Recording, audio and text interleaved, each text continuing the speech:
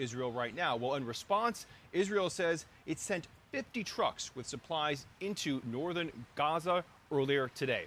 Officials say at least 21 people were killed in Wednesday's airstrikes by Israel.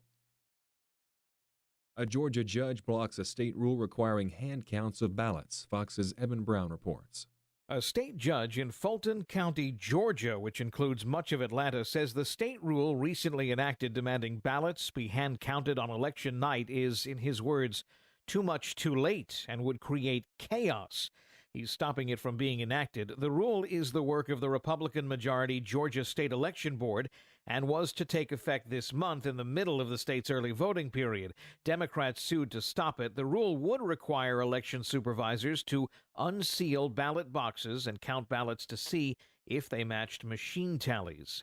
Relief and recovery efforts from Hurricane Helene continue in North Carolina. Here's Fox Weather meteorologist Jane Miner reporting from Chimney Rock.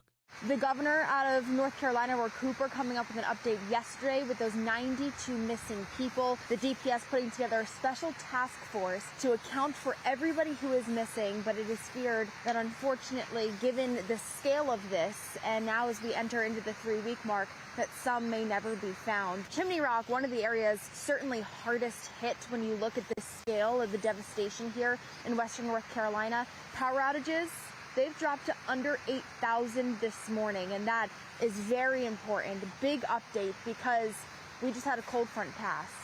The current death toll shows more than 250 people have been killed from storm-related causes related to Hurricane Helene.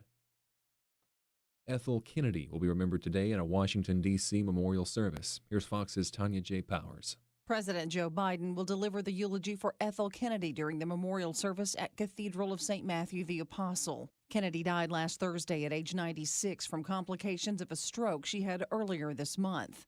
More than 200 people attended her funeral on Cape Cod on Monday, including prominent members of the Kennedy political dynasty. Ethel Kennedy and her husband, Robert F. Kennedy, who was killed in 1968 during his run for president, had 11 children. Their son, Robert F. Kennedy, Jr., who ended his own presidential campaign in August, spoke at the funeral, along with their granddaughter, Michaela Kennedy Cuomo, whose parents are former New York Governor Andrew Cuomo and Carrie Kennedy. Tanya J. Powers, Fox News. Labor politician Kim Ledbetter is set to introduce a bill granting terminally ill people in England and Wales a way to allow physicians to help them die. Although we're told the details won't be released until later in the month ahead of the parliamentary vote. Prime Minister Starmer has promised that lawmakers will have a free vote, meaning they will not be obliged to vote along party lines. Starmer supported a 2015 assisted dying bill and has said there are grounds for changing the law. Dozens of people rallied outside the Michigan headquarters of WK Kellogg Co. Tuesday, demanding the company remove artificial dyes from its breakfast cereals in the U.S. Kellogg, the maker of Fruit Loops and Apple Jacks, announced nearly a decade ago that it would remove artificial colors and ingredients from its products by 2018. The company has done that in other countries. In Canada, for example, Fruit Loops are colored with concentrated carrot juice, watermelon juice, and blueberry juice. But in the U.S., the cereal still contains artificial colors and BHT, which is a chemical preservative. The U.S. Food and Drug Administration says it's reviewed and evaluated the effects of color additives on kids' behavior. It says it believes most kids have no adverse effects when consuming them. American Family News, I'm Bronson Woodward. Hi, it's Sandy Rios, your old friend from the morning show. So many crucial and frightening events are unfolding before our eyes.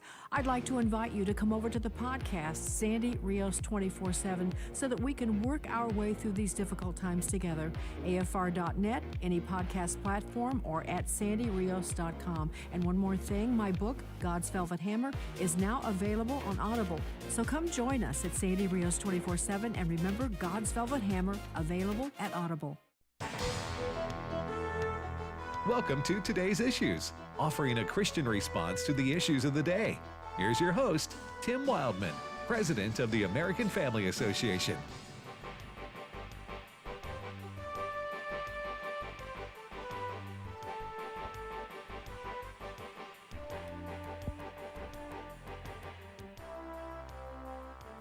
Hey, good morning, everybody, and welcome to Today's Issues on the American Family Radio Network.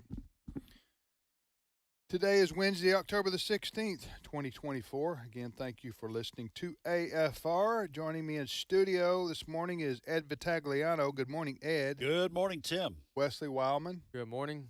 And Fred Jackson. Howdy. So, fellas, we got a lot to talk about. As I say, it's always good in our talk show to have things to talk about. And we've got a countdown to Election Day, right, Fred? 20 days. Is that what it is? 20 days.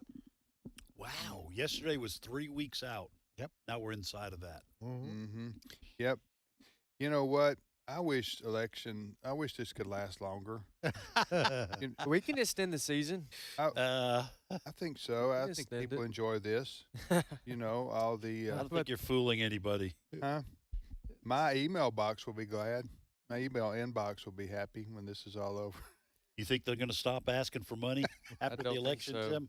I don't think so. Well, I think There's always another election. That's on the your horizon.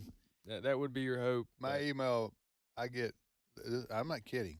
I get political appeals right now in my email inbox. I left my office probably 6 minutes ago. Yeah. And I've gotten 3 or In 4. 6 minutes. No What do you doubt. get a day? About 100 a day? Yeah, something like that. The- What about the prob- you? The problem, I don't get that many, but I do get a lot. I'll tell you what I found out the other day. I was having a little bit of a problem with my computer. Had IT up to my office, and they said, hey, well, let's check your spam folder, your junk mail folder, and see what's in there. Well, your wife sent you all those to-do lists that you didn't do. No, no. It was filled with stuff that I had just never seen, and the spam folder got it. So Did its job. yeah, it was doing its job. Your problem, Tim, is that your email address is on political lists. Yeah. So and some of those folks, they sell them. Yeah. We don't do that with our email lists. Yeah. But I know. your name's out there, and you can just kiss peace and quiet goodbye. Yeah, that's not easy. Allison, my wife, she gets the text. Oh, there's another one. She says there's that's another worse. Text is worse. That's I worse. don't think so. text. She gets text. Anyway, it should be over. Could you ask for money after an election? There's another election coming up, or another 26 cause. is just around the corner. Thank you, Fred. Right. And depending on what happens, you're going to have to either support the new incoming administration, or you got to get ready to fight the old one. Right, Yep. right. Yep. All right, so a lot to talk about today on the program. This is, again, Wednesday, October the 16th. We are going to be here, Fred, for election night coverage. You want to talk about that?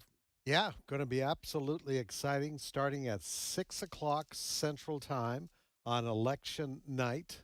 The polls, of course, on the eastern side of the country, 7 o'clock there, will be closing in several key states like Pennsylvania, like Michigan, so we'll be North Carolina. So we'll be looking at those right off the bat on election night. So the crew will be Tim, you'll be here, Ed'll be here, Wesley will be here, Walker will be here, and I'll be along for color commentary. We're going to be offering some astute political analysis.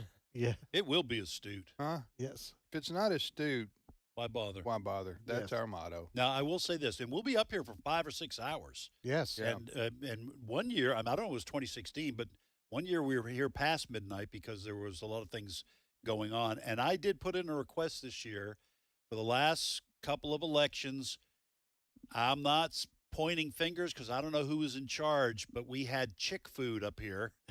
Okay, we had salads and casseroles. Yeah. And I put in my request, I said, I want football food. Yes. Right. I want Yes. wings That's and right. that kind of Yes, thing. yes. If it ain't blocking an artery, it ain't worth eating. That's You know what I'm right. saying? That's my motto. If I'm going to get all upset about what's going Right. on, We're going to eat So, good. huh, Eat good. it better be something, right? absolutely. Better be something. It better be something that sticks to your ribs. It better be And, something. and everywhere else. Can Yeah. food be astute?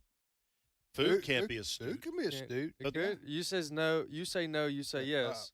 Astute means intelligent and insightful. Right. Well, It's I don't want it's any very food serious. that's smarter than me. well, Ed makes a good point. I changed my mind. You don't want astute food. No. So, folks, for more of this, this is what you're going to get on election night. No, we get.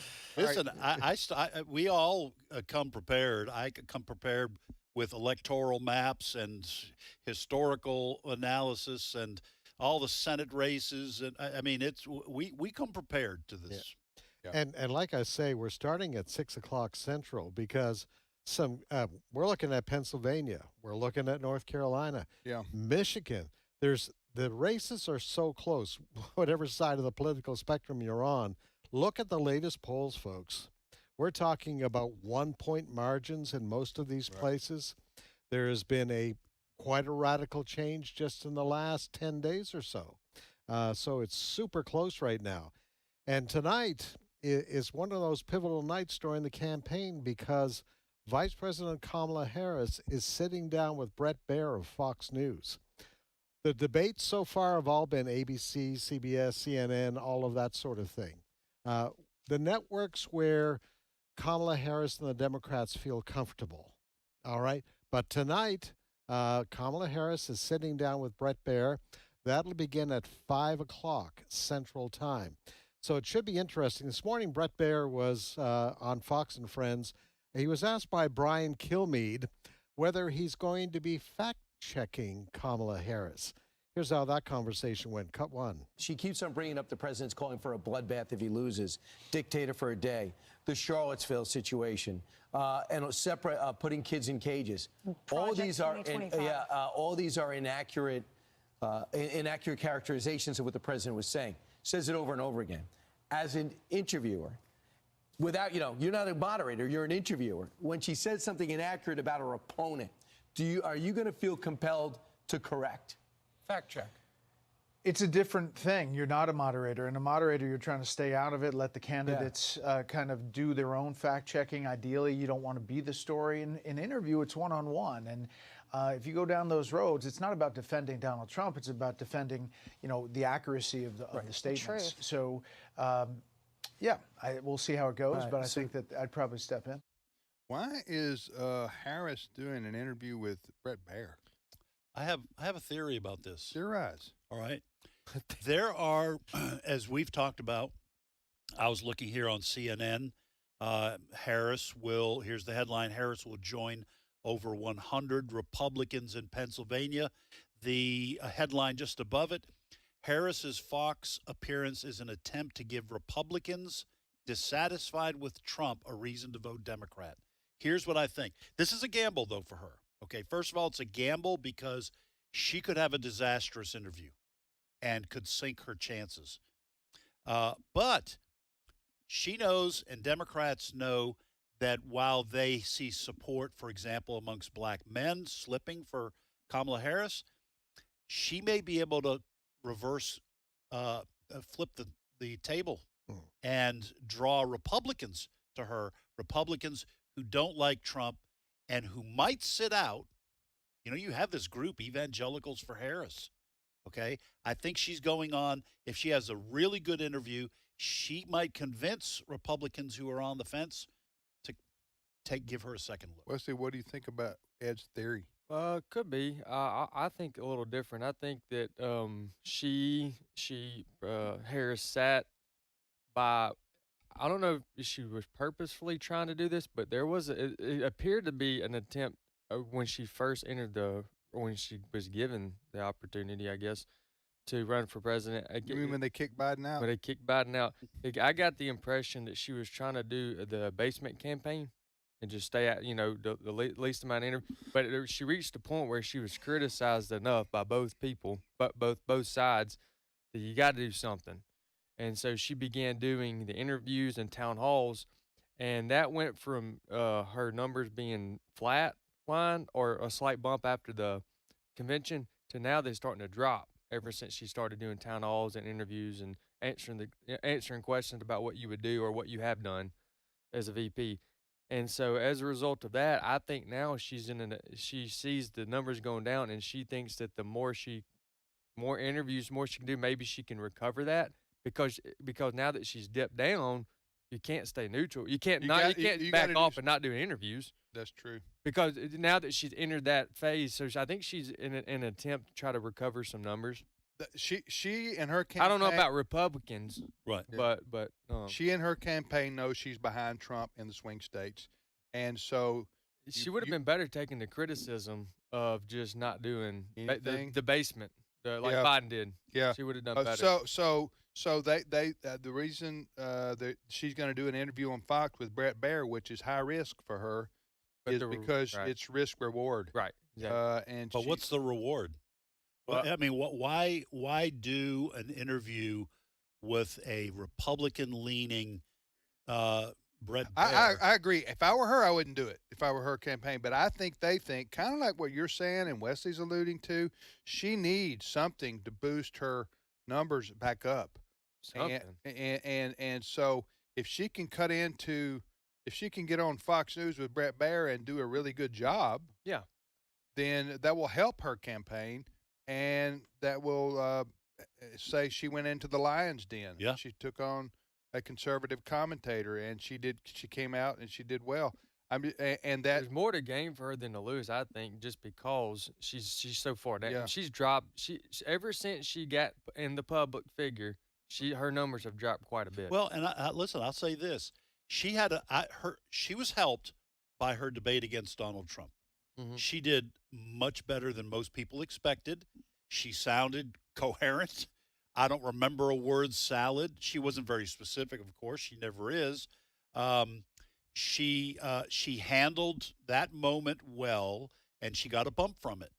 And I think that here's the gamble. If she has, like you guys are saying, if she has a really good interview with what a lot of people would expect is a more hostile interview situation, she can come out and say, listen, I'll have no problem with Vladimir Putin. I'll have no problem with Iran.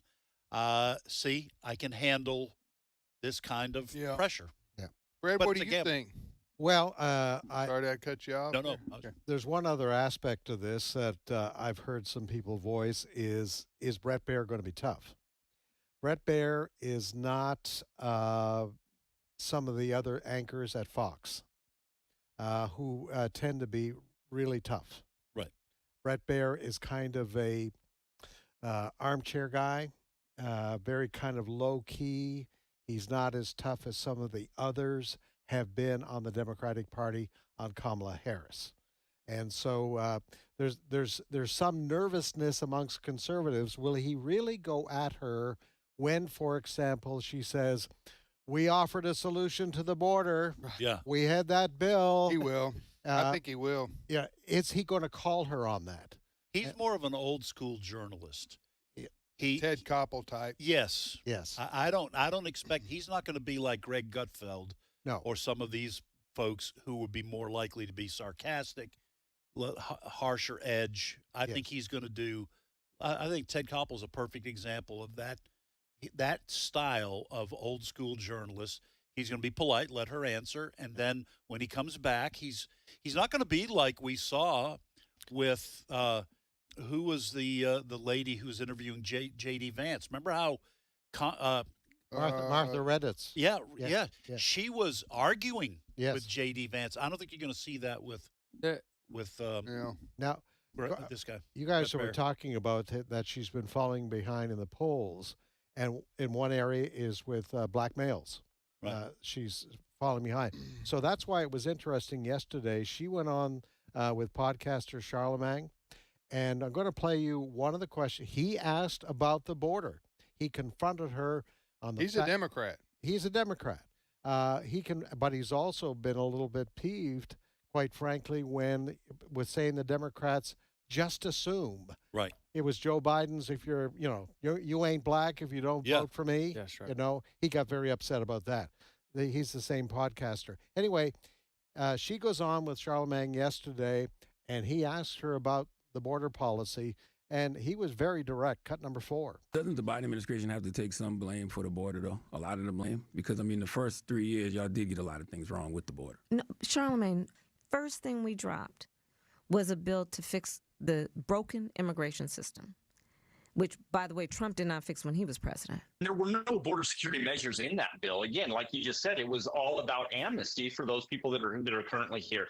So again, when you look at that, that's the reason that Border Patrol agents right now just don't feel like their job means anything. That's why people are looking at leaving if she gets elected again. We all want to be able to feel like our job means something that we're able to accomplish. The joke right now is that we're the Welcome Patrol, not the Border Patrol, but the Welcome Patrol. Yeah, that voice at the end there was Brandon Judd, and he is a former head of the border agents. Was he on Charlemagne's show? No. He was responding this morning on Fox and Friends to that exchange. But I don't think Brett Baier will allow her to get away with what she did. No, That's a good point. I don't either. Listen, don't be fooled by Harris when she says, she's going to say it probably to Brett Baier. I don't know if he'll call her out.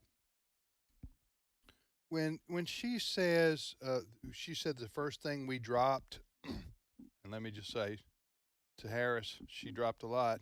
But the first thing she dropped, she's talking about when they first got into office, the first thing they did was try to offer to fix the broken immigration system. That's what she called it, right? And what she called it. Listen, in politics, and this works true with Republicans too, they can do it to it's euphemisms oftentimes. It's you have to figure out what did they mean by what they just said because they didn't say the right words if they meant to say it. You know what I'm saying? Yeah. You know what I'm saying, Ed? Right. So she's going to say what Democrats emphasize when they say, quote, fix the broken immigration system is, and they'll say this, pathway to citizenship. So listen, the vast majority of Americans, I believe this, we don't care about no doggone. Now, I know that's bad English, but it's about to work. Okay. No doggone pathway to citizenship. Man, we're not here to talk about that. I don't care about that. You know what Americans care about? Shut the door. Yeah. Shut the door. Yeah, People are flooding in through the door. Shut the door. Mm-hmm. Why don't you shut the door, and then we'll come back maybe and talk about what to do with all these people you've let into our house. Oh yeah. Okay. But all she wants to talk about, you'll hear her probably tonight. We're gonna. I can't mimic her voice, but that's a good thing. We don't want that. I know that. Even if you could do it accurately. Yes, we hear it enough. I'm with Wesley. Okay, but we don't want a path. Anyway, we're not here to talk about a pathway to citizenship right now. We're talking about closing the door. Right. Okay. So anyway, okay. So and the comprehensive immigration bill that should probably mention as well. She'll mention Trump stopped it. Trump stopped that right there. There's nothing that they've done. They meaning the Biden administration. There's nothing that they've done and she's done while she's been VP that stops the problem.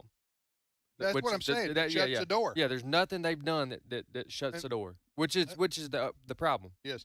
And let me just say this, and we'll wrap this particular topic up here. I was reading yesterday a story, I think it was in the New York Post, and this was quoting 2 or 3 high officials in the Border Control office. I forgot what border control.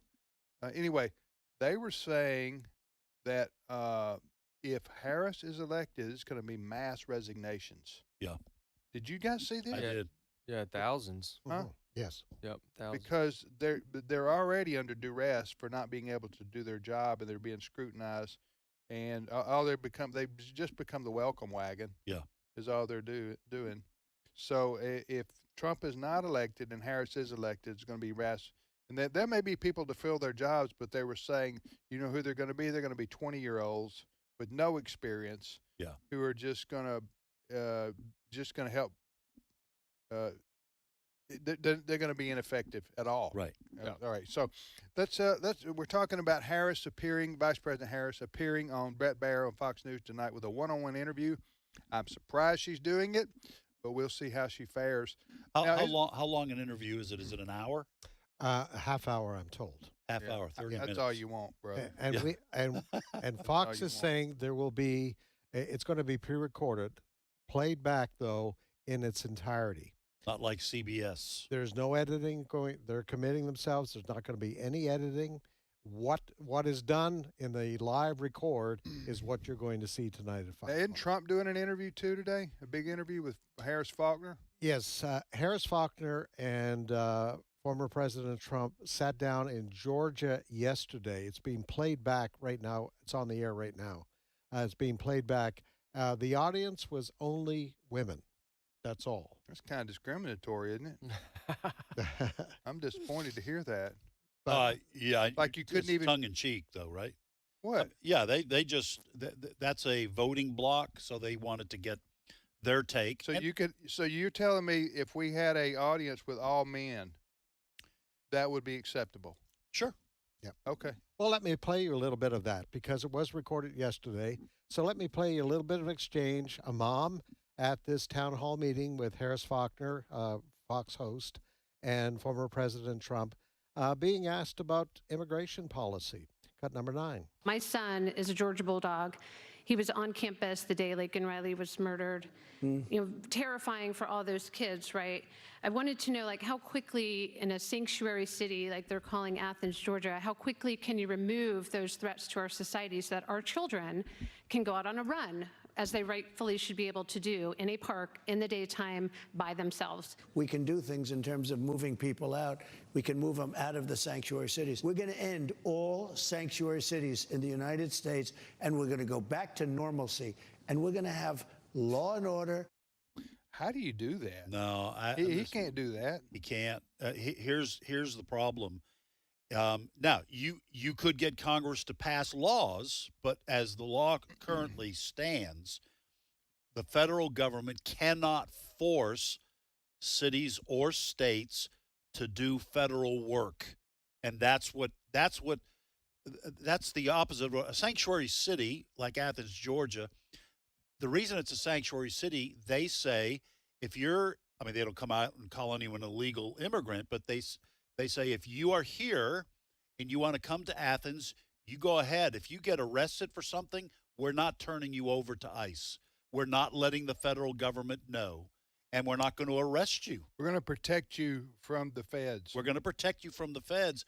The federal government cannot force Athens, Georgia, to do federal work. So, with all due respect, Trump can't do anything about sanctuary cities. Not the way I understand it, not the way the law is now. Now, if the federal government if Congress wants to pass a law, they're not going to. I doubt it. That fines a city for. Well, they might do it if the Republicans take over the House of Representatives. Yeah, that could, and the Senate. That could. And I'm not sure it's constitutional if they passed a law. So you're going to have to find a different way to get. Now, President Trump was put in a tough spot there because that murder on the campus and those kinds of murders going on across the country, that was a mom whose son was going to the school when this happened. Yes. Heart-wrenching things, and so the president had to say something. Well, if I were him, and I didn't hear the whole interview, Trump may have said this, but if I were Trump, I would have said, well, he shouldn't have been here in the first place, and the reason he was here in the first place is because Biden and Harris don't give a rip about our border. That's right. That's the answer. That's the short answer. Yep. That's the short answer. The sanctuary city issue is complicated, and I don't think it's hard to solve. Now, Trump did try something, seems to me, during his first administration to say, if you're a sanctuary city, you don't get money from. Remember that? There is that leverage. Huh? Yeah. You'd have to do something like that. But I've forgotten how effective that was. Listen, I'm not. Trump's desire is to control the border, and if it were up to him, he would end sanctuary cities. But it's more difficult than just I'm going to do it. Right. You know. Yeah. All right. We'll be back momentarily with more of today's issues on the American Family Radio Network.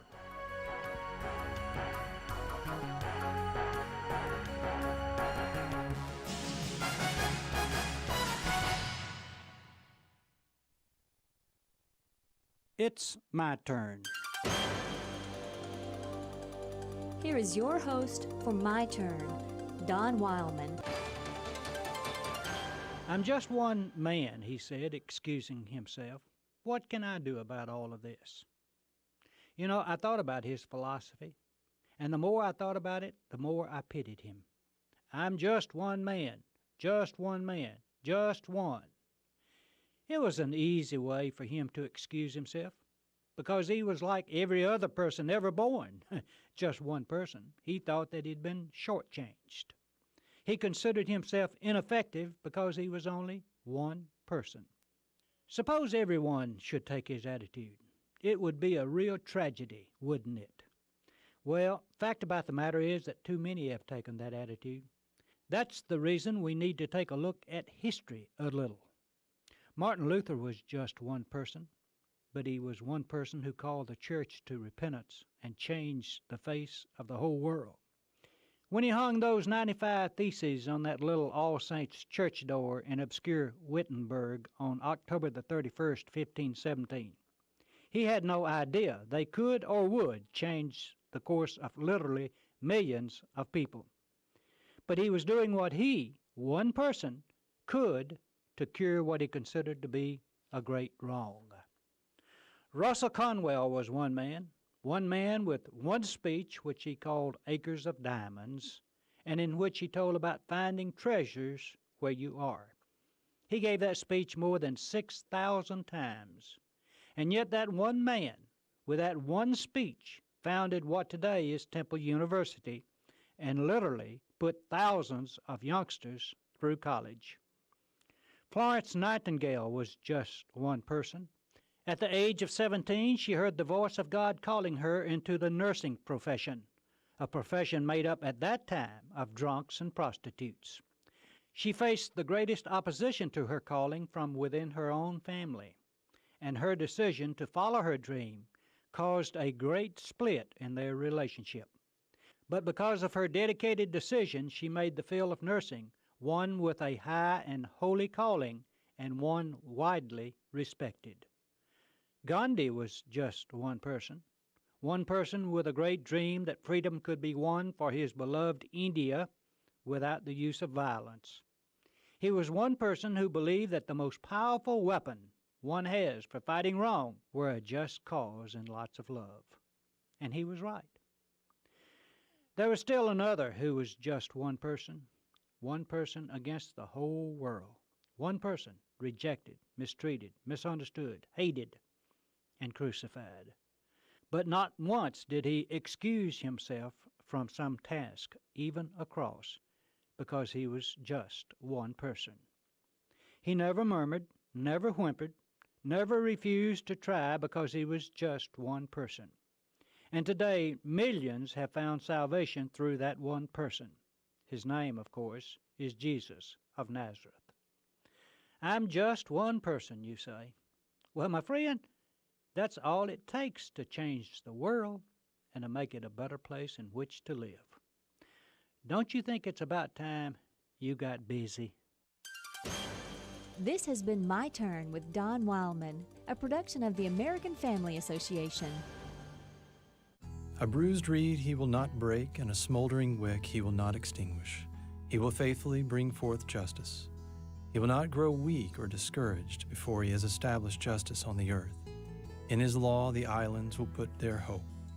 Isaiah 42, 3 and 4. American Family Radio. This is today's issues. Email your comments to comments@afr.net.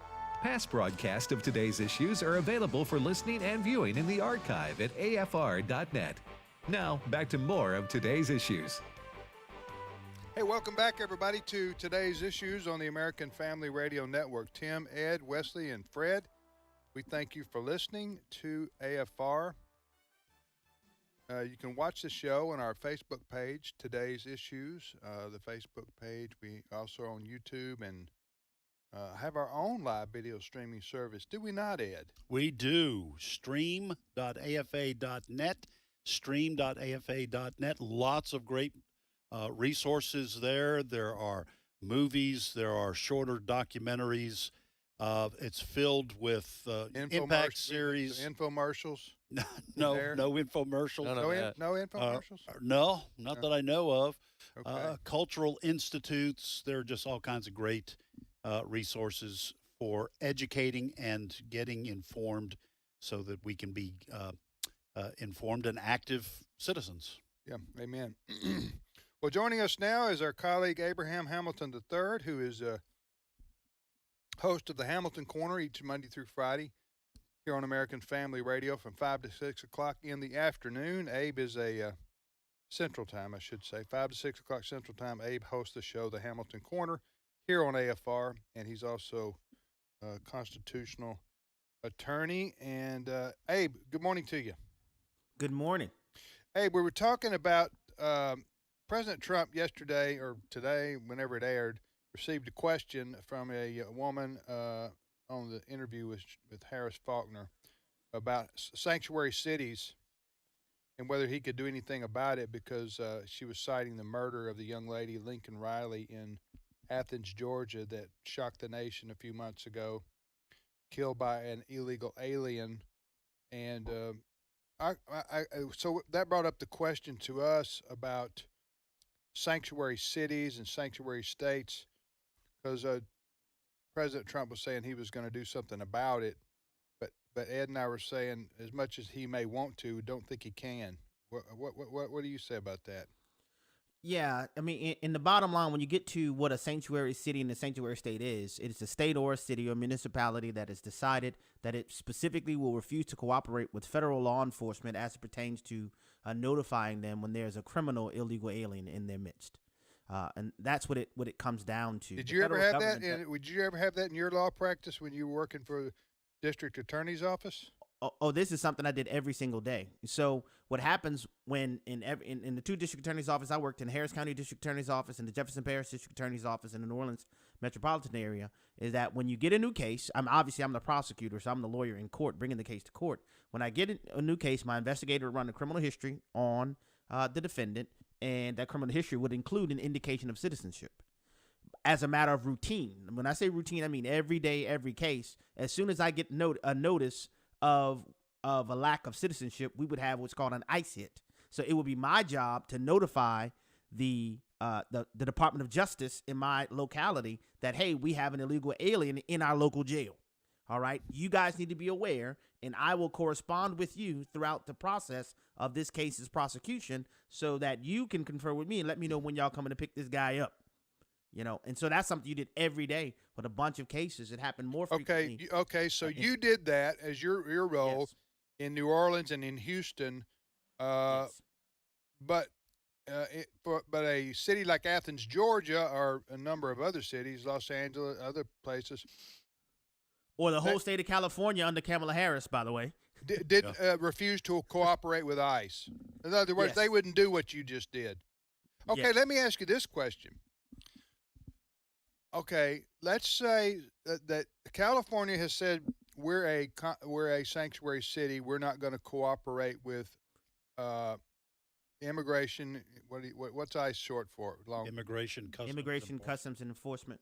Okay, they're the ICE. I think everybody knows that they're the federal agency that would come and pick somebody up and deport them.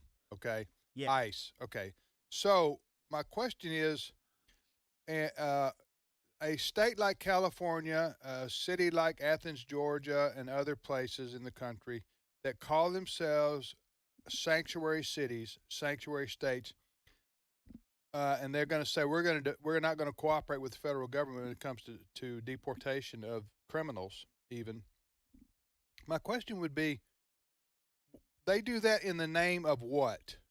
What higher good is there to these people that would overrule deporting criminals? You're asking me? Yes, sir. I'm asking you. Go ahead. Defend this. There is indefensible. There's no higher good. The bottom line is that people that they would say that they don't believe even criminal aliens, and that's what I think the listeners should know very well. We're talking specifically about people who have committed additional crimes in the United States of America. That's what we're talking about. Right. We're not talking about only the crime of illegal entry. Right. We're talking about people who enter our justice system because they've committed crimes in America, from low-level misdemeanors all the way up to felonies. Now, early on in this whole conversation, you had some that were saying that we don't think illegal aliens who commit low-level misdemeanors should be deported. But you have sanctuary states and sanctuary cities. They're not even notifying ICE about major felony offenders. That was the remarkable about-face that Eric Adams had in New York. First, he was all on the bandwagon of sanctuary city.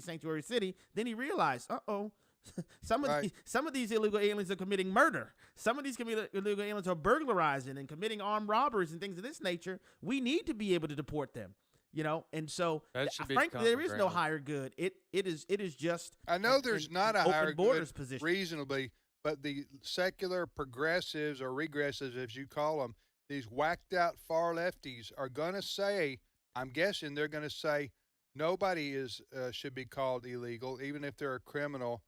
They should have the right to remain in our country, and we should pay for we should pay for their incarceration instead of sending them back.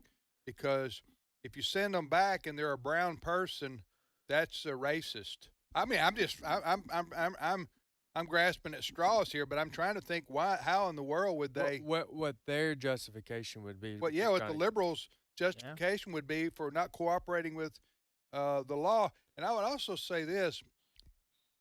I would say to somebody like Harris, if I could ask her to defend sanctuary cities and sanctuary states, I would say, so you're telling me there is a time and place where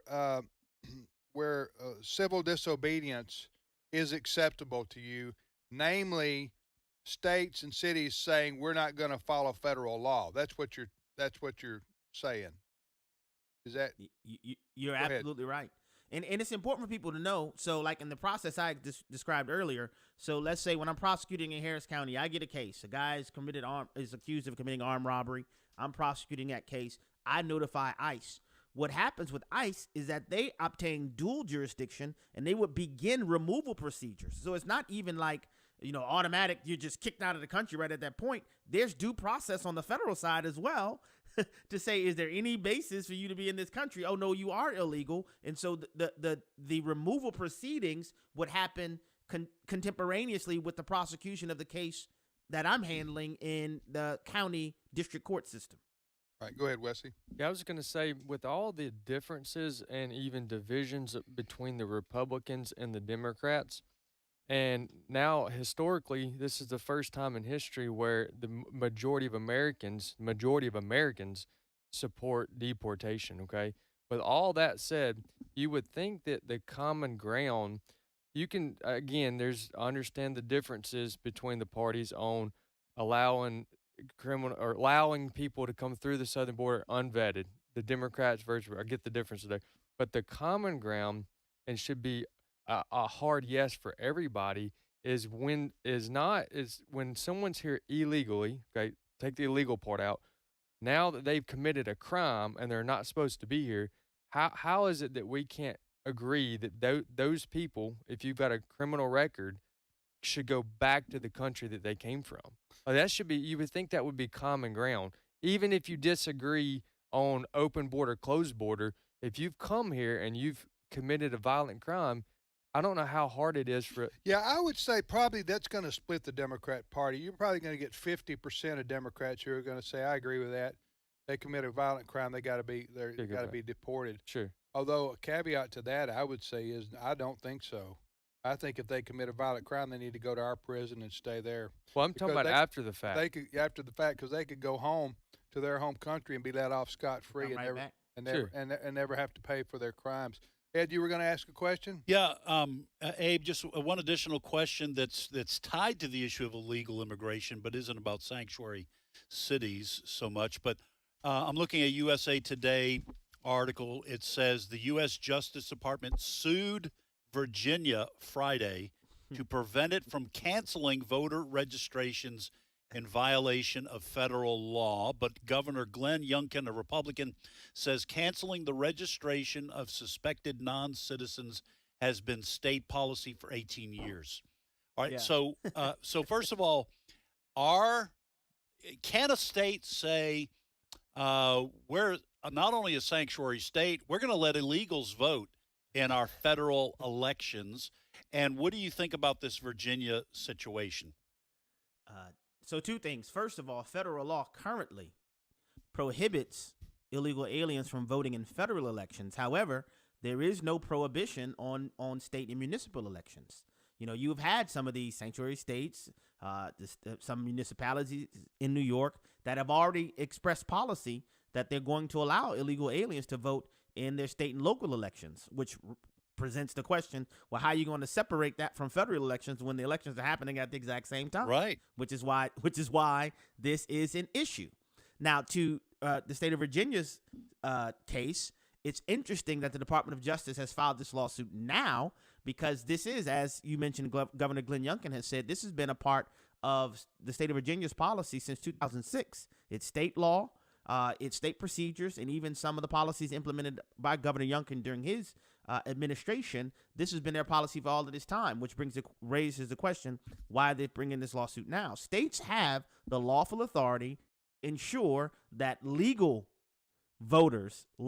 voters participate in their elections, both state, municipal, and federal elections. So that is a feature that states employ. The thing that's so interesting to me in this, that the Department of Justice sought to file this lawsuit against the state of Virginia, is that in Virginia, the removal occurs pursuant to the individuals self-attesting to them being non-citizens.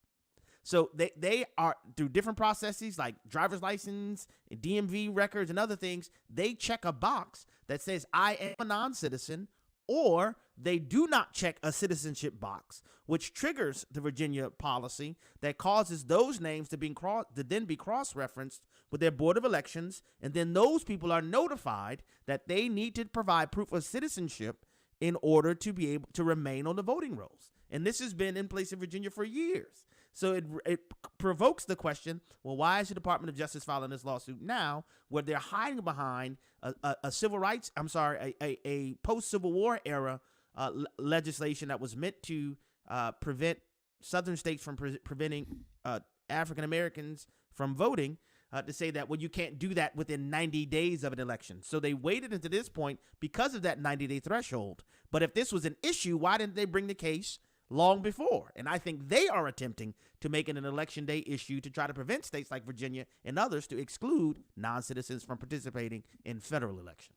Abe, here in Mississippi where you live, when you go to vote, you have to show your driver's license or some kind of ID. I guess you could show up. What an idea. Yeah, I know. And I'm just thinking, of course, don't you have to do that in every state? I mean, why wouldn't you? Otherwise, people can potentially vote and not be the person they say they are. And then they vote, and then they're out the door, and then the next person comes in 2 hours later and goes, I'm here to vote. Oh, sorry, you already voted. I mean, that kind of thing. I know that sounds a little far-fetched, but you do that if you do that kind of by mail, and you get 3 ballots at your box, and your dad died, and you know what I'm saying? And you fill out his, I mean, it's just kind of, I know sounds crazy to some people, but I'm asking you, do you know how many states have an ID or don't have an ID? Do you know the breakdown at all on those? Yeah, I don't know the exact number, but there are states that explicitly do not require an ID. Why wouldn't you? You know, which is a great question. It's also interesting. In order for you to get actually into the DNC convention, you have to show an ID in order to get in. The Democrat. I would say yes, I'm going to accuse. I would say if you're a state and you don't require an ID to vote, then you're for voter fraud. Well, that would be California, New York, Pennsylvania, they're for voter fraud. Nevada, Oregon, Washington. Those are. You had that? You're looking at them on your screen? Yeah, I'm looking at them on the screen. Yeah. So you've got. Yeah, they're like Wesley's saying. There are states that explicitly stated that they will not require ID for. So don't you bring that? You could get in trouble for bringing your ID. This is insane. I'm sorry, I interrupted you, Wesley. I'm sorry. No, you didn't. You're good. Yeah. Illinois is another one. Minnesota is another one. That's ironic, right there. Minnesota and California. They're all blue states. Yeah. They're all blue states, and they're anyway. And then some of them, a handful of them, don't require a photo ID, but they require some ID. But then obviously the ones in the South, Texas, Oklahoma, Arkansas, Louisiana, Mississippi, and then I don't know. Florida. You show your driver's license or your. You can have people have passports, driver's license. They have Social Security cards. I mean, there's something to show you are who you say you are. I mean, would they do that at any other event? If you were to tell these Democrats who are in favor of no ID, if you were to say, okay, you're going to have a like you said, Abe, we're going to have a Democrat National Convention, and y'all come. And we're not going to check IDs. You think they would do that? How about this? No, they didn't do that. You don't have to have an ID to buy a gun. Think they jump on that? I think they go for that. That's a good point, Ed. Duly noted. I believe that's a lot closer to the Second Amendment, I think, actually. So that was a quote of the day. for That's this right. show right here. It was very astute, it wasn't was. it? That's very astute. It really was. It really was. All right. And Go ahead, Abe. the only thing I would say is, there are people that are challenging the state of Virginia and Governor Glenn Youngkin what they're trying to accomplish. And he, in response, asked a simple question. If you have people who have identified themselves to you as being non-citizens, should they stay on the voter rolls if they've already affirmed to the state that they're not citizens? Yeah. Should they stay on the voter rolls? Yes. Because Fair that would be a violation of federal law, in addition to, as in the state of Virginia state law. Yeah.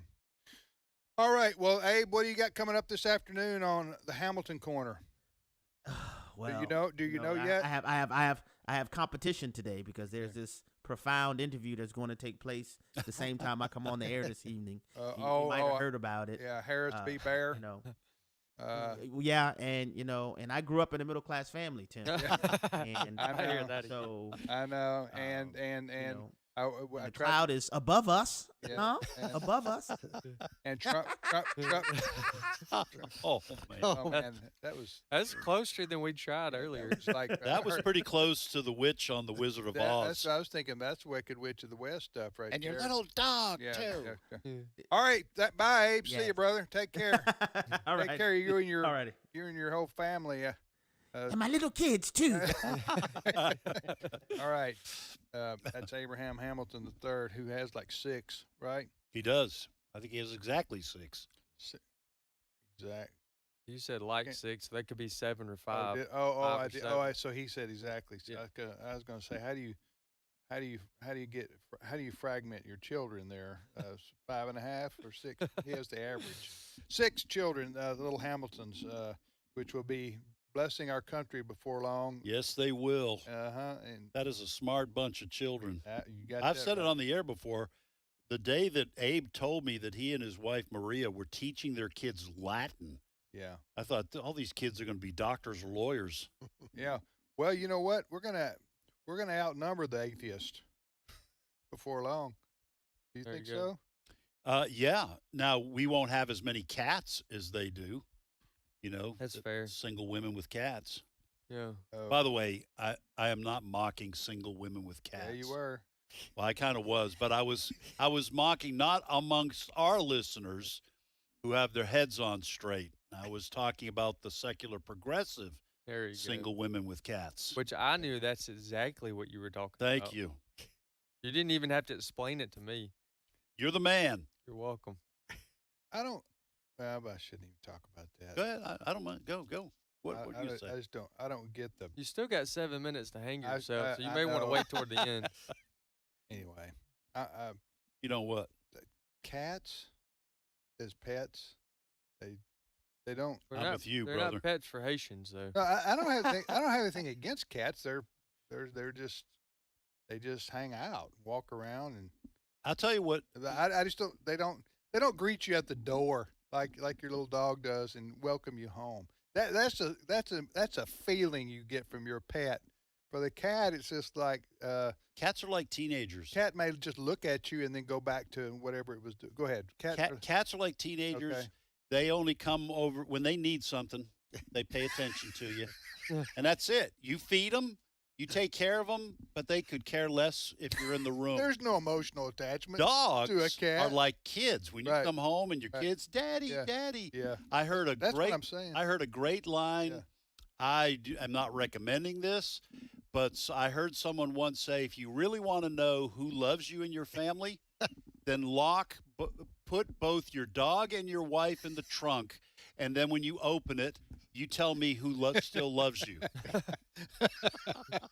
The dog is Yeah, going you to be just don't happy. want to put your wife in the trunk while the sheriff's deputy drives by. I think you're Folks, going to have a problem right there. Please, I know we have about 10% of you are Right, literalists right.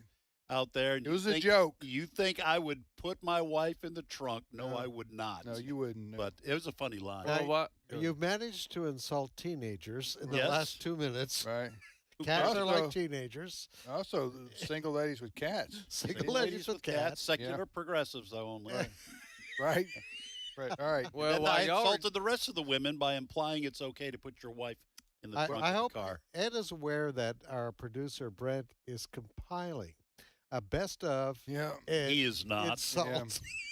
No. He Ed- says he is, but he isn't. It's the next premium for the next Sherathon.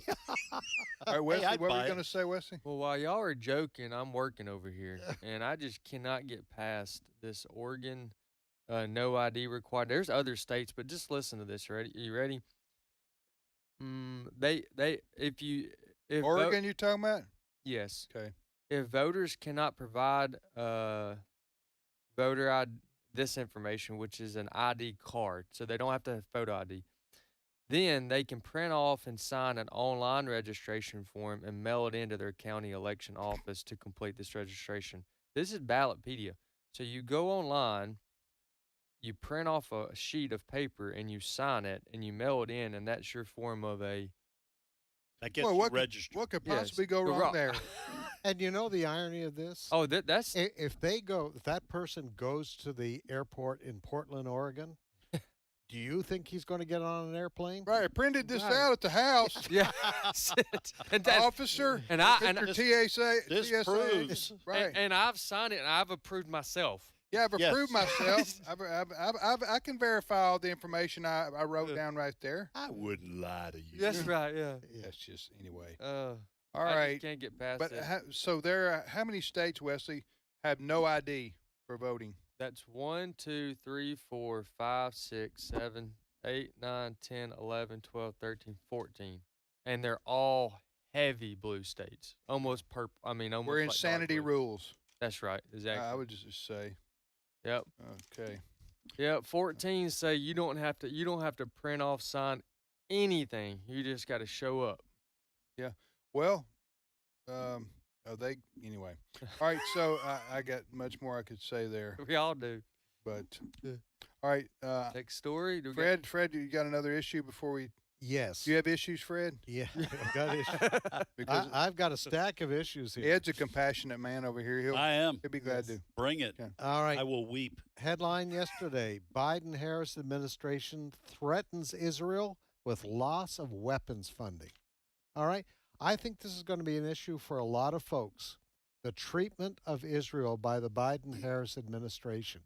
This is just 20 days before the election. They are threatening to remove weapons funding to Israel.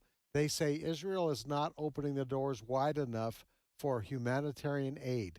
They are giving Israel 30 days, and if they don't open that door for what they're calling humanitarian aid, we're going to cut off weapons funding. And this is humanitarian aid into Gaza. Into Gaza. Yeah, this is extremely serious because Israel, I don't know how dependent they are, but they do depend on the U.S. to replenish their supplies for the Iron Dome, etc., parts and other ammunition. And for the U.S. to say, you do what we say or we're cutting that off.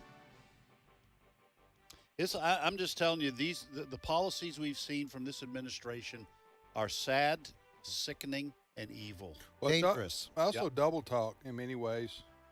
Biden and Harris, they want to say, oh, we're for Israel's right to defend itself. Yeah. And then the next day they go, but Israel, you shouldn't be defending yourself. Right. Huh? Because you're doing it wrong. Yeah. You know what I'm saying? All right, we're going to take a short time out right here. We'll be back with more of today's issues after this break for news. See you back here in a few.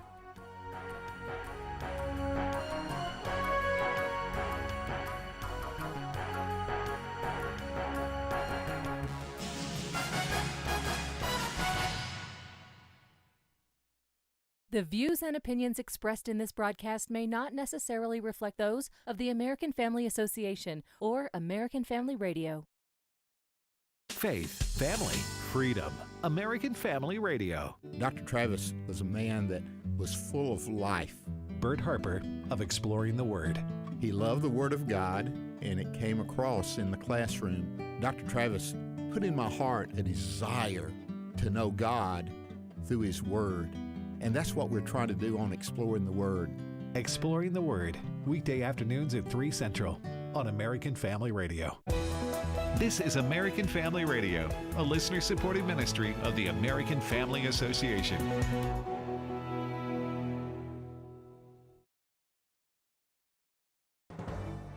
American Family News, I'm Bronson Woodruff.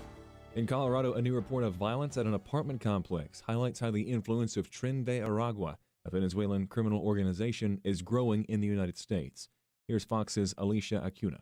At an apartment complex in Aurora, CBZ management says an employee went to inspect a vacant apartment but found a group of men inside. CBZ says the group attacked him after he refused a $500 bribe. The victim escaped and went to the hospital. CBZ says he then later received threats over text. Aurora police arrested Yoendry Medina Jose, a Venezuelan migrant and member of Tren de Aragua, one of the 10 police already have identified as belonging to TDA in Aurora. The city of Aurora, Colorado has acknowledged Tren de Aragua's presence, but says claims about the gang seizing control of apartment buildings are baseless. Israel and Hezbollah are ramping up strikes across the Lebanese border. Here's Israeli Ambassador to the United Nations, Danny Danon, speaking before a UN Security Council meeting. We will do whatever is necessary to dismantle Hezbollah's terrorist infrastructure and ensure that the displaced in the north can safely return to their homes. The United Nations Human Rights Office is calling for an independent probe into an Israeli airstrike that hit an apartment block in northern Lebanon, killing at least 22 people. In solidarity with Hamas, Lebanese militant group Hezbollah has exchanged cross-border fire with Israel almost every day since Israel's invasion of Gaza 1 year ago. The United States is warning the Iranian government to stop plotting against former President Donald Trump, as the White House says it's been tracking threats coming from the Middle East. Here's Fox's Gillian Turner. President Biden has warned the Iranian regime any move on Trump is going to be considered an act of war. The Speaker of the House insists the Biden administration's talk is just not cutting it. Speaker Mike Johnson tweeting, quote, while President Biden is communicating through staff, let this message from the Speaker of the House be heard clearly. Any assassination attempt by Iran against President Trump will be regarded as an act of war. In 2020, former President Trump ordered a U.S. strike, killing Iran's top military commander. Since then, the White House says Iran has been plotting assassination attempts against Trump. Republican Senator Ted Cruz and Democratic Rep. Colin Allred met for their only debate Tuesday night, trading attacks over abortion and immigration in a closely watched race that could help determine which party wins control of the U.S. Senate. From start to finish in the hour-long debate, Cruz sought to link Allred to Vice President Harris at nearly every opportunity, and painted the three-term Dallas congressman as out of step in a state where voters have not elected a Democrat to a statewide office in 30 years. Allred hammered Cruz over the state's abortion ban that's one of the most restrictive in the nation. Florida authorities say they've found the owner who they allege left his dog tied to a fence while he evacuated in advance of Hurricane Milton. Here's Eben Brown. Florida Highway Patrol troopers were aghast when during Hurricane Milton evacuations, a bull terrier was found tied to a fence along Interstate 75 near Tampa. The dog was found standing around in swampy conditions. Now they've found the owner, and he's in big trouble. Poor dog was left out there. We said that there would be justice for that, and we're going to nail you. Governor Ron DeSantis on Tuesday, police tracked down Giovanni Aldama Garcia, who admitted he left the dog there. He's now charged with felony animal cruelty and is facing 5 years in prison. A remote IT worker turned out to be a North Korean cybercriminal. The company which hired him has apologized. Here's Fox's Jonathan Savage. The business at the center of this story doesn't want to be named. All we know is it's based in one of the United States, the United Kingdom, or Australia. It hired a technician who'd faked his resume. In fact, he'd fabricated an entire identity. Once the hacker had access to company servers, he downloaded sensitive commercial data. Then, when fired for poor performance, demanded a ransom. Researchers say this was likely a North Korean attempt to evade sanctions. The US and South Korea have accused North Korea of using thousands of citizens to earn money for the regime in this way. Find more news online at afn.net. The American Family Association's mission is to inform, equip, and activate individuals to strengthen the moral foundations of our culture. We also support the church. Our goal is to be a leading organization in biblical worldview training for cultural transformation. We believe true morality flows from biblical principles and directs people to the manner in which God intends them to live. Thank you for standing with the American Family Association as we seek to stop the erosion of godly values. Today's Issues continues on AFR with your host, Tim Wildman, president of the American Family Association.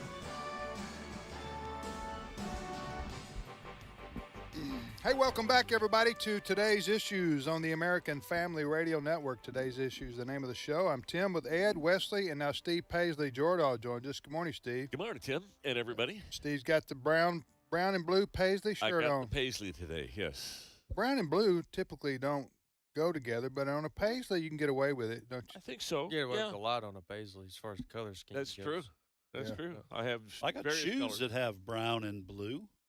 Yeah, most people don't look down, but Ed, I don't Those think are that's black. gonna work. Ed, I look down on you. Those blue. Navy blue. I look down on you, Ed. I see your shoes. Well, listen, a lot of people look down on me. Okay, They don't overlook you; they look down. Yes. We're 45 seconds in. We're about to lose control of this That's show. right. We need to get back. And on not track. for the first time. Hey, do we have any weather people here? Because I don't know what happened to our global warming. Huh? I was counting on global warming till at least Thanksgiving, and it's 38 degrees here in Northeast Mississippi last night. It was overnight. It got cool. I wonder what it did. I wonder what it was in like New York or something like that. I turned my defroster on just to get out of the driveway. I'm loving it. So it's fall in many parts of the country now, and you can tell it because the temperatures have dropped. Do New York City.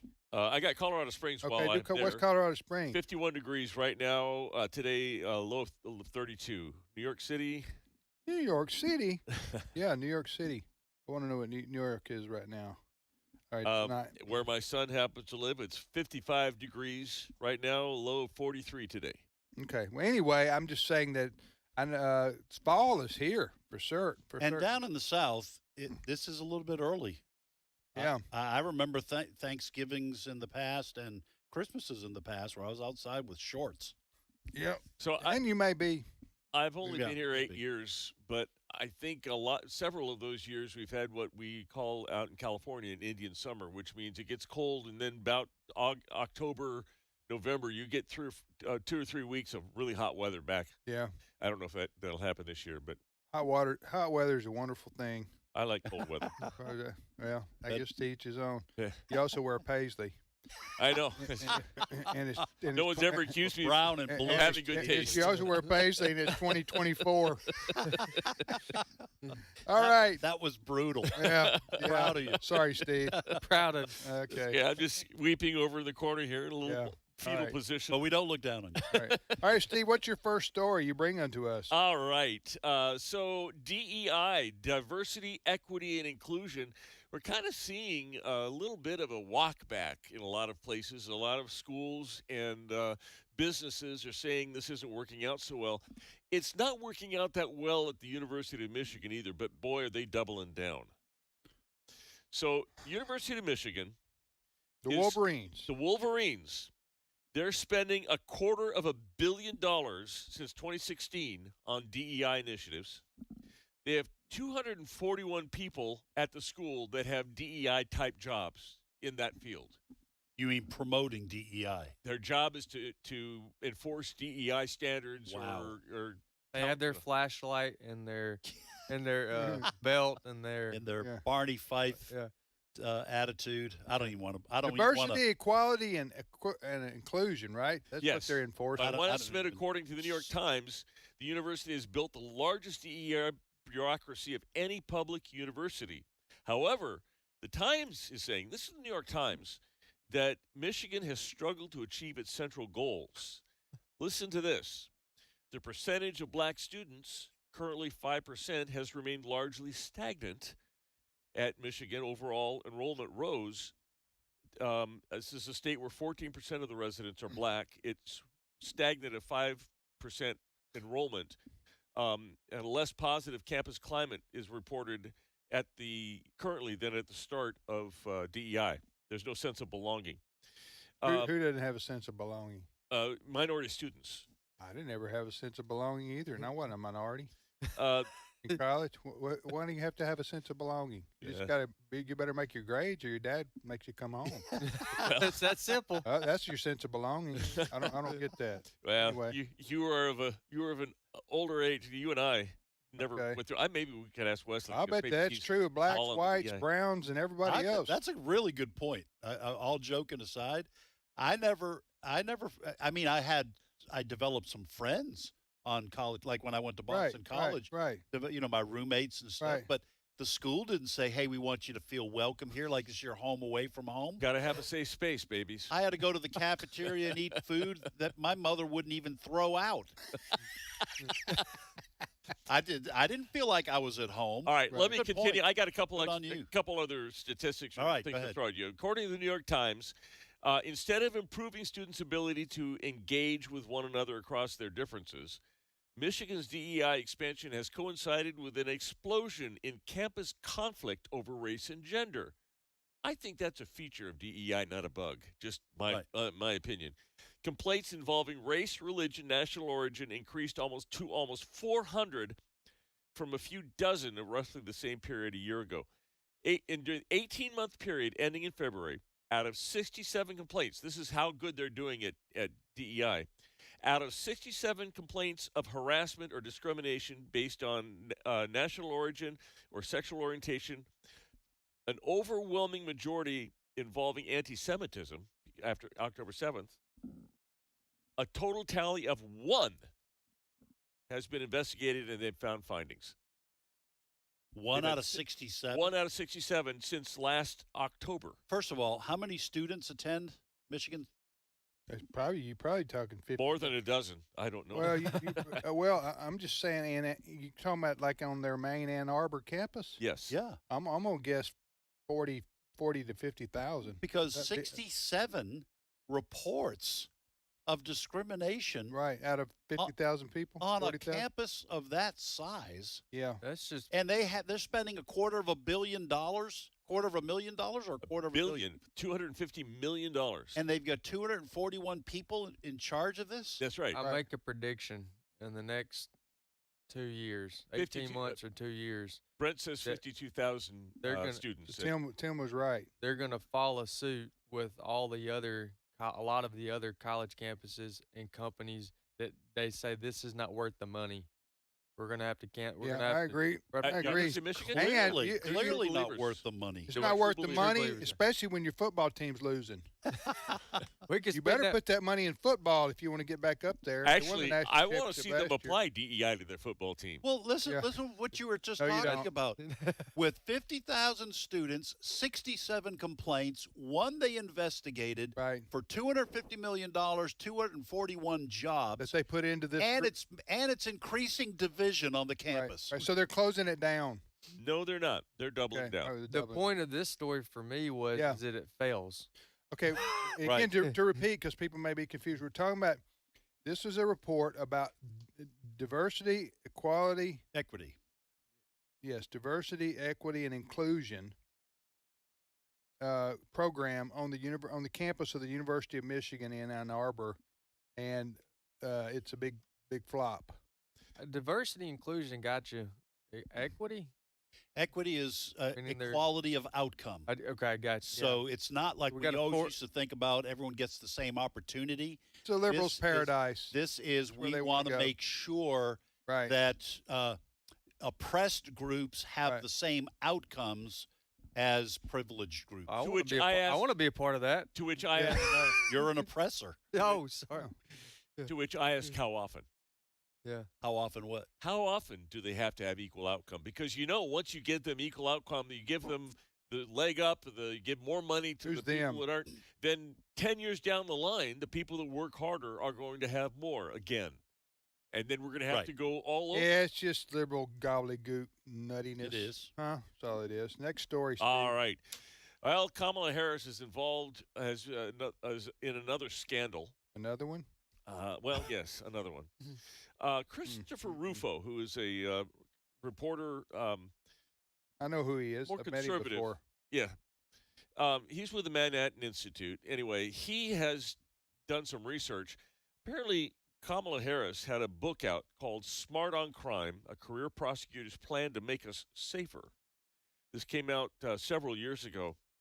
And Christopher Rufo took a look and found a number of instances of plagiarism in the book.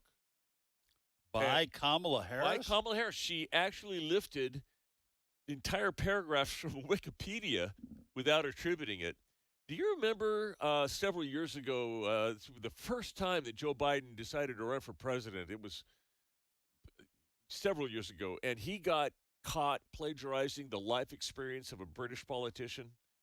I did that too, though. I mean, that you know what I'm saying? The reason you're I'm not just president. saying that can happen to anybody. It's the reason you're not president of the United States. You're president of this ministry, but okay. I just want anyway, I just want to come We're clean. going to have to go back. Everybody take a note of this. We're going to have to look into this. It used to Dad, ruin. if you've done this. I have. I'm It sorry. used to ruin I'm proud of it. careers.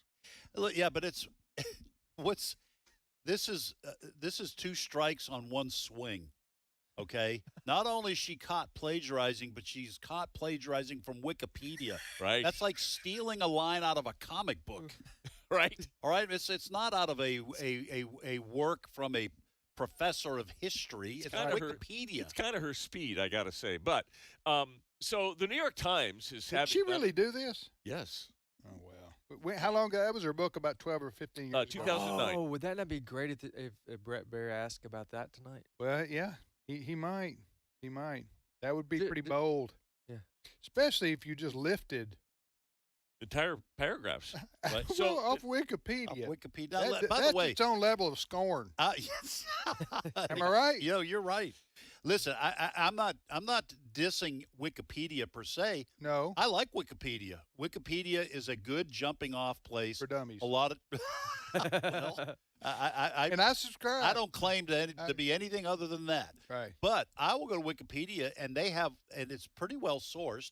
And then I just go to the original source if I need to look up and get Right. some facts. I'll just say you cannot use Wikipedia in a college paper; they will fail you. Right. But you can use it if you're going to. It's a if good you're going to be starting a point to launch politician, off. Yes, you can. and you're writing a book. Well, she didn't know at that time she was going to run for president. This is. I don't know. Well, no, she might not have. But the New York Times is having none of this.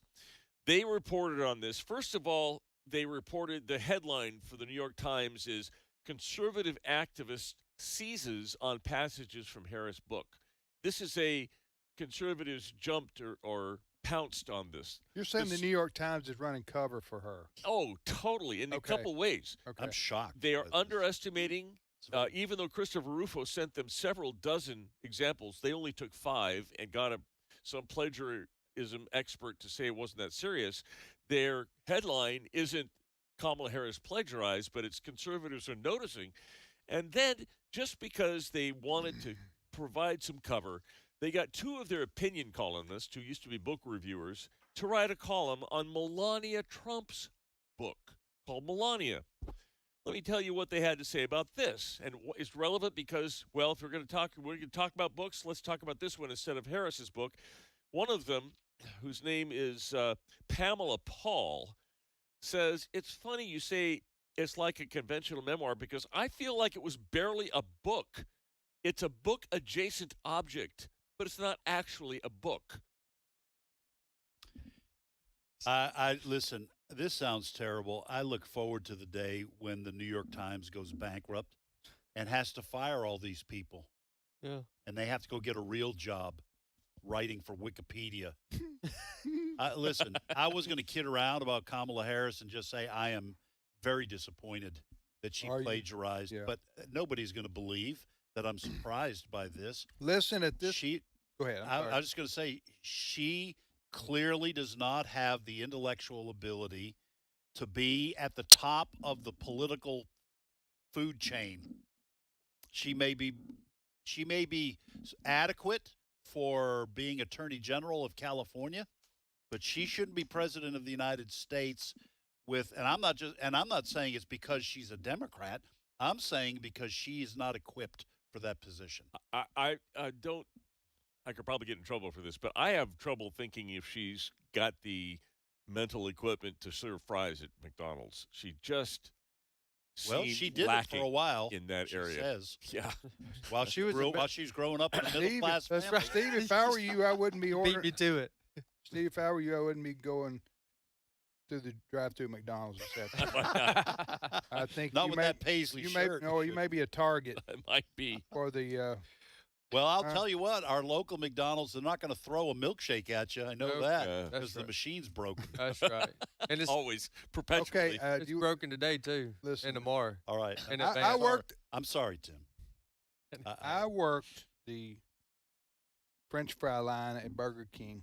Did you really? Not McDonald's when I was in high school. Burned his hand. He's about to give us a story. Yep. Well, I was just saying.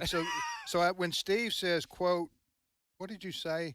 She doesn't have the intelligence. You're talking about. You're speaking for yourself, by the way, right? Yes. But at that age, you probably didn't. Well, he said that. That may be true. Yeah. But he said that. I remember you telling me about Kamala Harris does not have the intelligence to work at the McDonald's serving fries. I remember you telling about how you worked at Burger King in high school, and you served French fries going uphill both ways. Yes. Yeah. Barefooted too. We didn't have shoes back then. You know what I'm saying? Yeah, I do. It was a tough life.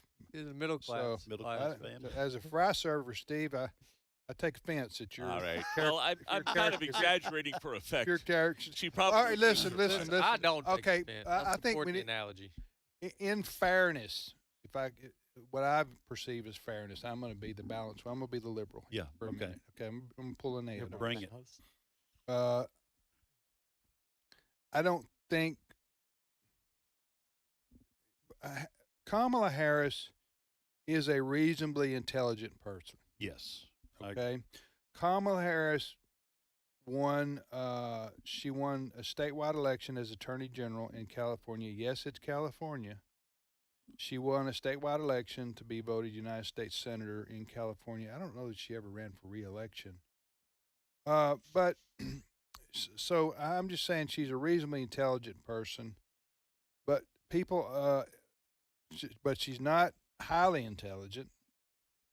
And of course, there have been people who've been president who not I wouldn't say, quote, you don't have to be, quote, highly intelligent, but you do have to have a lot of common sense, and you have to have good people around you. But her problem is a big problem in the day and age in which we live. And that is she is not media savvy. Right. She cannot think on her feet very well at all. And you have to be sharp, you have to be quick, you have to have answers, or either you look like a fool in today's 24/7 news cycle, sound bites, what do you call them when people make a little go viral, and that's why she gets so many accusations about giving answers in word salads. Word salads mean it's a mix of a bunch of stuff that doesn't have any continuity and doesn't make any sense in the end. And that's what she gives you a lot of times for answers. Now, she's got it down where she's practiced a lot, like she did during the debate with Trump, where she says some stuff that sounds good and it's feel-good stuff, but there's no meat there. There's no definition of what she means by what she says. So that's why she gets slammed as being airheaded. So it's exposed more in a interview or a town hall than it is in a debate. If you want to see it, if you want to see it on display, watch tonight when Brett Barry interviews her. Well, I don't know how good. Maybe she'll hit it out of the ballpark, but that'll be the first time. It will be. I thought she had a good debate, but to your point, Wesley, and you can. Do you want to? No. You were going to say something there on that, on her debate performance. Yeah, I was going to say that her debate performance, you're able to get she, first of all, like you've said before, she did surprise us all. She surprised me. I thought she did, from a debate standpoint, she did well. But you can cover up some of that, what we're criticizing her for in a debate style, but she has not been able to neutralize. It's been a net loss since she's done town halls and interviews. Yes. It's more exposed. Contrast that with who she's running against.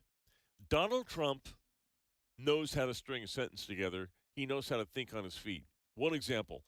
Donald Trump yesterday was at Bloomberg News talking with Bloomberg editor-in-chief John Micklethwait. They were talking about tariffs. I'm going to play this cut, and I tried to hear this in Kamala Harris's voice to see what it would sound like if she was saying these things. I just can't. It just is above and beyond her scope of knowledge, in my opinion. But listen to how Trump deals with an opposing point of view at Bloomberg News, talking about tariffs. Cut 6. And yes, you're going to find some people who will gain from individual tariffs. The overall effect could be massive in terms of the economy. I agree it's going to have a massive effect, positive effect. It's going to be a positive, not a negative. Well, just let me just let me give me an I know example. how committed you are to this, and it must be hard for you to spend 25 years talking about tariffs as being negative and then have somebody explain to you that you're totally wrong. It'll have a negative. It will have. I'll go a step further. 40 if million, you don't 40 do million, this, President this Trump, country 40 has million, no 40 chance. million jobs is a lot of jobs to rely on. They're all coming back. Those are You've 40 million lost. jobs. Those are 40 million jobs in America that rely on trade. Are you ready? John Deere, great company. They announced about a year ago they're going to build big plants outside of the United States, right? They're going to build them in Mexico. And you threatened They're them with also going tariffs to build. and they stopped. That's right. I said, if John Deere builds those plants and not selling anything into the United States, they just announced yesterday they're probably not going to build the plants, okay? I kept the jobs here. Listen, you got a great point, Steve. I think Kamala Harris, she may do well tonight. Depends on how hard Brett Baer is on her in terms of this interview. Part of her problem, and this produces the word salads, is she does not have the depth of knowledge necessary to be president. And so when she's asked difficult questions, she strings together, as I've said before, answers that sound like a high school student who's bluffing on an essay question.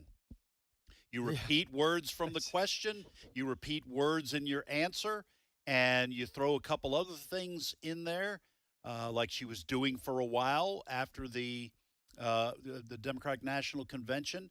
We was talking about we need a new way forward. And she'll throw those kinds of words in. Yes, they're fillers, and there's no depth to her knowledge. Now, like you said, Tim, she is probably plenty smart to do other jobs. I'm not smart enough to be president. I just freely admit that. I've got shoes on that are blue and brown, and I just learned today you're not supposed to do that. Yeah, okay, but I'm not judging you. She's not smart enough. She doesn't have the depth or the breadth of knowledge, which is why when she was asked about the border, she said, well, I've never been to Europe either. I don't understand the point of your question. Yes. She laughed and said, I don't understand the point of your question. Well, that's clear. She's like frozen when she gets to a question she can't answer. And you'll see it in her eyes and her response. And I say that happens to a lot of people. Everybody's not good at everything. Some people have common sense, and some people test well. Except for we're talking about the vice president. Listen for these clues tonight. If she starts an answer with, I was raised in a Midwestern middle class town, if she uses the word in terms of, that's a sign that she is searching for some answers. Filler words. Filler words. Yeah, in terms of. She talks about Venn diagrams. She's clearly not comfortable with the question. You know what she should do? You know what Vice President Harris should do tonight? She should do a Karl Rove and pull out a whiteboard.